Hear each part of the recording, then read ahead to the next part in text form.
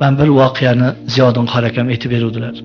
48-yil ruxsat berdi. Ana shu madrasada bo'lmasam bolalaringni o'qit. Sizlarga ruxsat deyildi.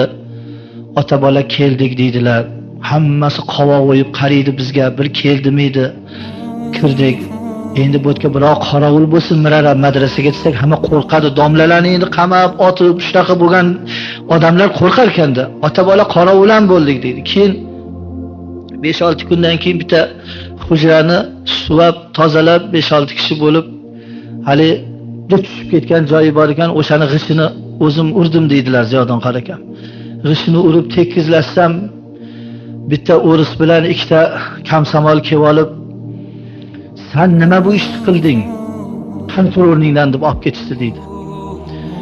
Ketishim kerak edi 15 kunda deydi. Bir oy o'sha madrasaga g'ish urganimni tergovini berdim bir oy deydilar. Kelib xo'rligim kelib yig'ladim deydilar. Shunchalik ham xor qiladim bular. Shu ozgina joyga g'ish urib qo'yganimga shunaqa so'kishdi, shunaqangi kaltaylashdi deb yig'lab aytaverganlar qori akam. Ziyodin qori akam o'ynab yurmaganlar. Boshda mana shunday mashaqqatlarni chekib diniy idorani tuzganlar. Shunchalik ham xalqni taqdirlashadimi? Nima gunoh qildim? Tushib ketayotgan madrasani hujrasiga 7 ta g'ish terganimga. Hali ba'zi lodonlar bor, mustaqilliging nima berdi? Qayta non 10 tiyin edi, go'sht arzon edi. Bunaqa edi, sotuvding, iymoningni olib qo'yuvdi ular arzon go'sht berib, non berib. Masjidlaringga xo'jayin bo'lishuvdi-ku.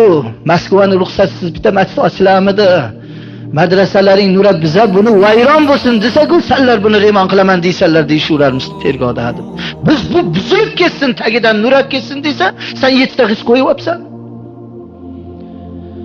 Ey Alloh, baxtlik insonlar ekanmiz. Alloh bizga shu kunlarni yetkazdi.